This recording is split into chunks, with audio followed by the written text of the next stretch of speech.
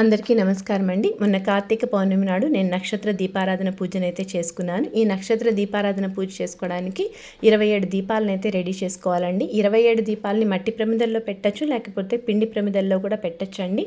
నేనైతే గోధుమ పిండిని తీసుకొని గోధుమ పిండిలో పసుపును కలిపి వాటిని ముద్దలుగా చేసుకొని 27 ముద్దలైతే చేసుకున్నానండి. ఎందుకంటే మనకి 27 నక్షత్రాలు ఉంటాయి కాబట్టి 27 ముద్దలుగా చేసుకొని ఆ ముద్దల్ని దీపం కింద అంటే దీపపు కుందలాగా ఒత్తుకొని దీపం లాగా పెట్టానండి. కొందరు వట్టిగా పిండితోనే పెడతారు. నేను పిండిని ప్రమిద మీద పెట్టి ప్రమిదలో అయితే దీపాన్ని అయితే వెలిగించానండి.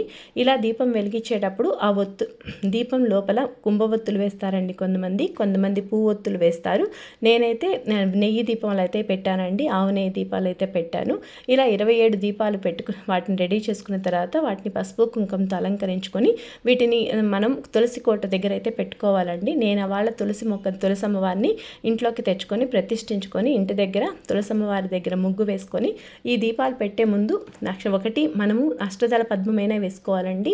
లేకపోతే ఐశ్వర్యలక్ష్మి ముగ్గు కానీ వేసుకొని ఆ ముగ్గు పైన ఈ దీపాలను అయితే వెలిగించుకుంటారు. ఈ దీపాలను విడివిడిగా ముగ్గు మీద కూడా వెలిగించవచ్చండి. నేనైతే ఒక ప్లేట్లో అయితే వెలిగించాను 27 దీపాలు ఒకే చోట. ఇలా కాకుండా విడివిడిగా కూడా అక్కడక్కడ అంటే ముగ్గు లోపల 27 చుక్కలు పెట్టుకొని 27 చుక్కల మీద కూడా పెట్టుకొని వెలిగించుకోవచ్చండి.